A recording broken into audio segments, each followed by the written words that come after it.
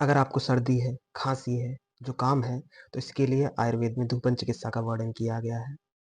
आयुर्वेद में बताया है, आचार्य वाग्भट जी ने अष्टांग हृदय में कहा है कि जब एक ऋतु से दूसरी ऋतु आने वाली होती है, तो उस दौरान जो 14 दिन का समय होता है, काल होता है, उसको ऋतु संधि कहा जाता है। मतलब जो वर्तमान ऋतु है, उसका आखिरी सप्ताह, जो आने वाली ऋतु है, उसका पहला सप्ताह, इस 14 दिन के काल को ऋतु संधि कहते हैं। आचार्य वाग्भट जी ने अष्टांग हृदय में स्पष्ट कहा है कि इस ऋतु संधि के दौरान ही बीमारियों का प्रकोप अत्यधिक होता है।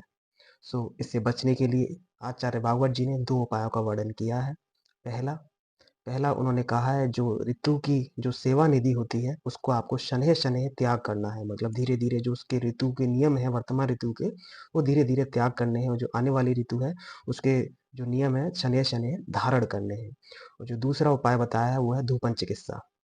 आप इसको एज़ अ प्रिकॉशन भी ले सकते हैं, एज़ अ ट्रीटमेंट तो आप लेंगे ही। प्रिकॉशन कैसे है कि जिनको सीज़न के दौरान खाँसी रहती है, इन्फेक्शन ज़्यादा रहने का खतरा रहता है, तो आप इसको भी यूज़ कर सकते हैं। तो आपको इसके लिए एक धूपन पात्र की आवश्यकता होगी। अगर आपके पास धूपन पात्र नहीं है, तो आप सिंपली घर में तवे पे आपको अजवाइन डालनी होगी। अजवाइन डालने के बाद जब वो भुन जाए, उसका धुआँ निकलने लगे, तो आप उसके ऊपर थोड़ी-सी हल्दी डाल दें और फिर उसके बाद धुएँ का सेवन करें। ये बहुत ही इफ़ेक्टिव ट्रीटमेंट बताया है आयुर्वेद में जिनको इन्फेक्शन रहने का खतरा रहता है, तो आप ये उपाय ज़रूर करें।